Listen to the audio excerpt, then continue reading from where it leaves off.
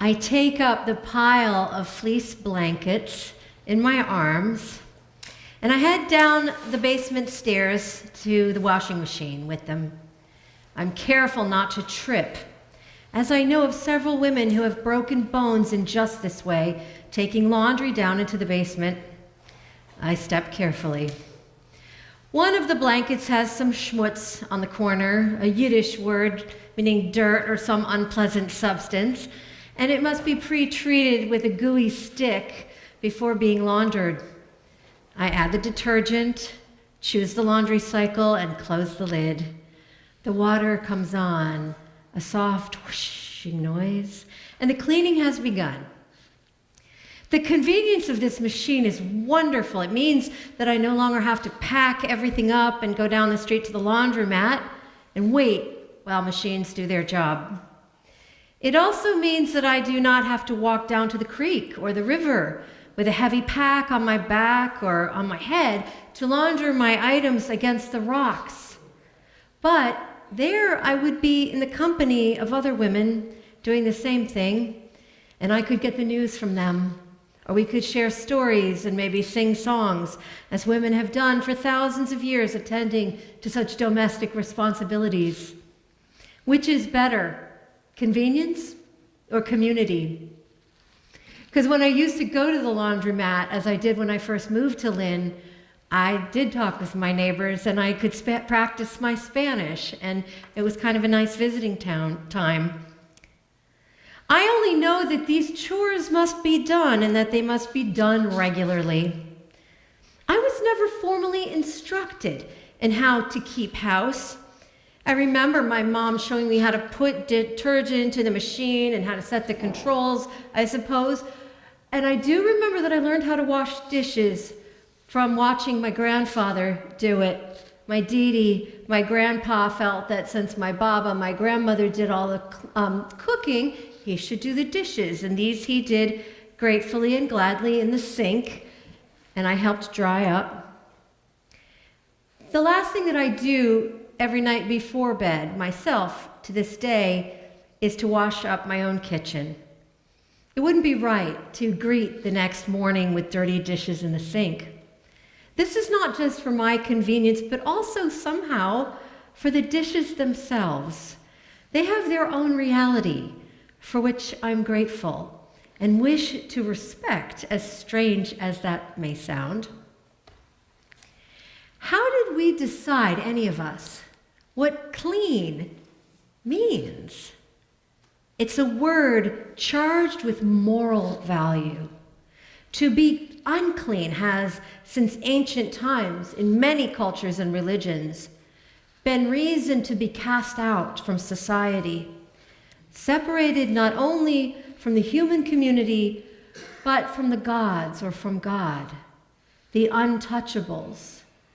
So there has always been a lot of judgment in that assessment that something is unclean. Inner purity and external cleanliness were thought to be connected. One supposedly led to the other in what we might call sympathetic magic.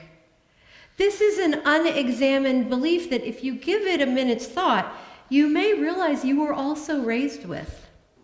In most cultural contexts, it goes like this. If my dwelling place is clean, if my children are clean, then we will be regarded as a respectable family, worthy of being included in the community, the tribe, the church or synagogue, or the social class, the right people. This is the foundation of mother's anxiety that the house be spotless before company comes for dinner at 6, or the birthday party on Saturday afternoon. And yes, almost always mother. Cleanliness has for a long time been a very gendered subject. Housekeeping and house cleaning have long been considered women's work, for better or for worse, while it has been male authorities who determined what constitutes internal purity. and created a complicated system of rituals and requirements to enforce that purity. Confession, prayer, chanting, sacrifice, repentance. Complicated purity laws still govern, constrict, and control women's lives across the globe, with terrible consequences for those who resist them or ignore them.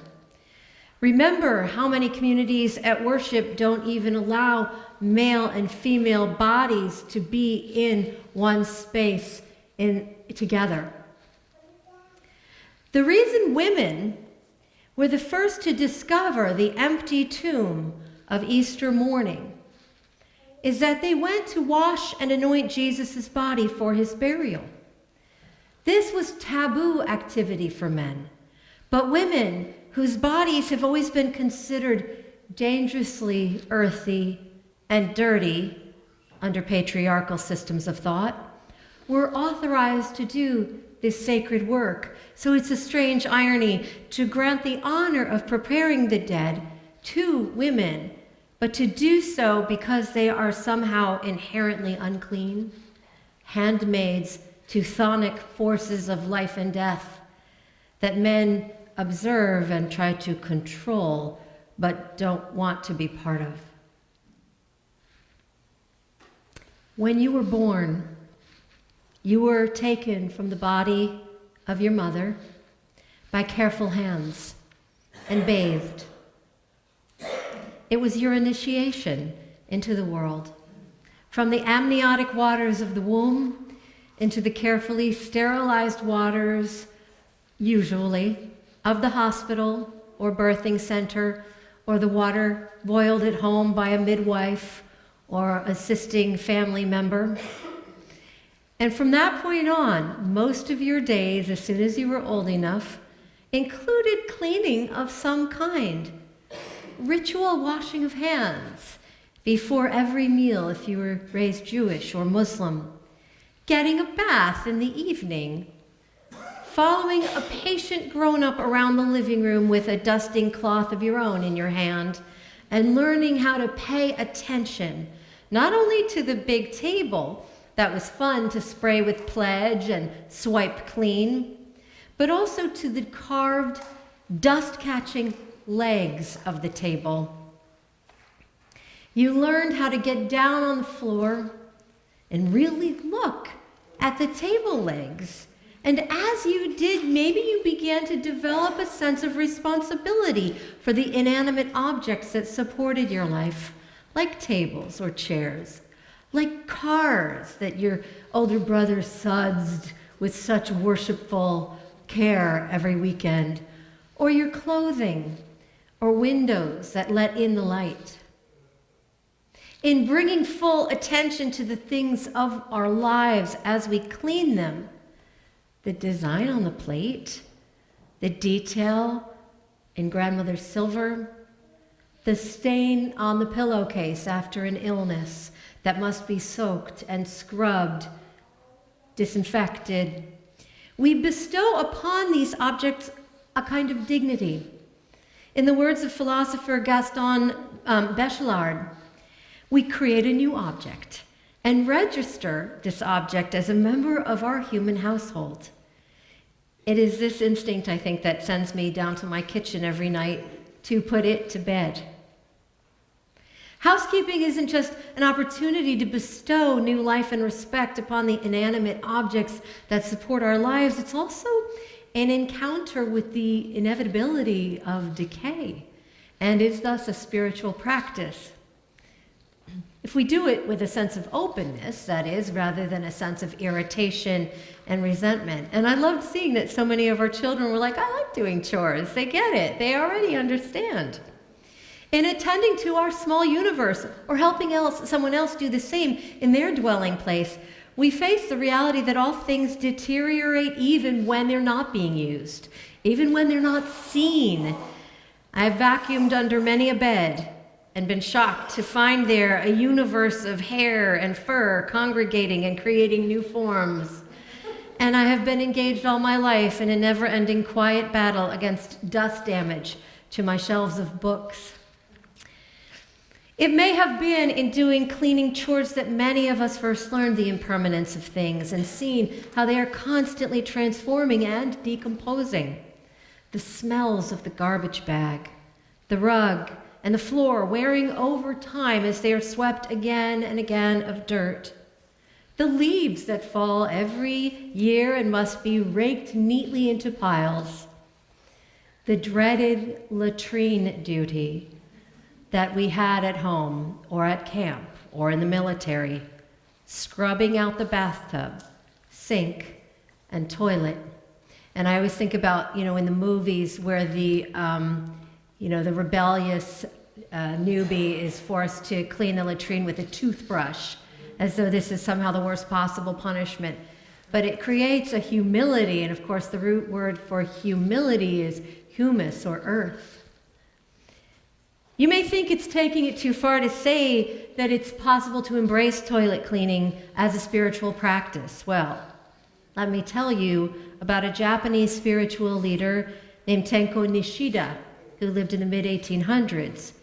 He was a man who became disenchanted with capitalism, and he renounced all of his possessions, all of his relationships, and left his old life behind and began a life of humble service, scrubbing, mopping, chopping wood, and cleaning toilets in return for food and shelter. He attracted many followers who also found enlightenment in detaching themselves completely from worldly ambition and embracing service. And they went door to door begging to be able to offer, quote, the humble service of cleaning toilets. An American woman named Louise Rafkin sought out this collective, the followers of Nishida, and apprenticed herself to the Tenko-san method. She has no idea why. She was a writer and she just felt called to do it. During her week of training in Japan, she had a conversation with one of Tenko's disciples, a woman named Ayako, who described a spiritual awakening that she had. And here is Ayako speaking. There were lots of spider webs on the ceiling and walls. Mud was piled on the floor. The commode was dirty. I swept the cobwebs and began to scrub. After about 30 minutes, the grain of the floor came to be seen and the commode became white. I felt refreshed. Wiping my sweat, I looked behind me and saw the lady of the house chanting Buddha's name, her hands in prayer. It was a meeting of two persons, in prayer and in peace. I went outside and I saw a tiny blue flower blossoming by the roadside. It was so beautiful. In my heart, I saw a bog tree with everything in its branches. You, me, air, birds, flowers. I knew everything was related. That was my realization after cleaning the toilet. I don't know that anyone here will ever have a peak spiritual experience while scrubbing a toilet, but now we know that it is possible. It is possible because cleaning is a putting of things to rights. It is an act of restoration, and it is creating beauty out of the chaos and the mess of existence. I find it really sad and so unfortunate to know that so many couples are locked in a constant conflict about housekeeping and sharing of domestic responsibilities. This is definitely an issue of changing gender norms, although recent studies in the US, Britain, and Australia reveal that women, even if they work full-time outside the home, still do the majority of household chores. And one study said that women were doing at least 7 full hours more than their male partners did, even if both were working equal hours outside the home. For some people with the financial means to do so, the solution is to outsource those tasks to part-time employees. But that doesn't address the spiritual disconnection so many people have with cleaning and keeping house. We see it all around us. Inconsiderate treatment of public places, trash thrown around in parks, or even our church parking lot. People going about spiritually half dead or asleep, I have to conclude, presuming that the planet is their personal ashtray or garbage can, and assuming that it's someone else's job to clean up after them. This spiritual disconnect on a grand scale has led us to the climate crisis that is creating devastating and fatal messes for cleanups of our shared planetary home. Attending to cleaning and caring for our own personal environments in a spirit of gratitude and mindfulness can be an antidote to what I would call the ethic of trashing. And part of that can be mending what we have instead of, tossing it, and cherishing what we have, fixing it, making it new again before just everything is just trashable. What if all members of the family or household participated equally in housekeeping and did so with cheerful hearts, with gratitude for what they have, and thanking their home and belongings as they go about their tasks? What a reorientation that could be, right? And you're going like, really? Whistle while you work. So if that seems too Snow White or Mary Poppins for you, for every job that must be done, there is an element of fun. I understand. But is griping and constant bickering working in your household? Are chore charts working with your kids or your roommates? Maybe, I hope so. But we can't do any meaningful work, whether in the office, the classroom, the boardroom, the hospital, the kitchen, or anywhere, unless our hearts are right within us, the accomplishment of which is a very demanding labor of its own. Here the psalmist wrote in an excerpt from the 51st Psalm, "Have mercy on me, O God, according to your unfailing love, according to your great compassion, blot out my transgressions. Wash away all my iniquity and cleanse me from my sin. Cleanse me with hyssop, and I will be clean. Wash me, and I will be whiter than snow. Create in me a pure heart, O God, and renew a steadfast spirit within me." It is not cleanliness that is close to godliness, but gratitude, grace, and presence that we bring even to the most mundane of tasks that can really make life shine. The very first thing that was done to welcome you into the world was that you were taken and gently washed clean. Your hands, once so tiny and vulnerable, can continue this blessing by creating cleanliness, order, and beauty in that same world into which you were so tenderly welcomed. So may it be.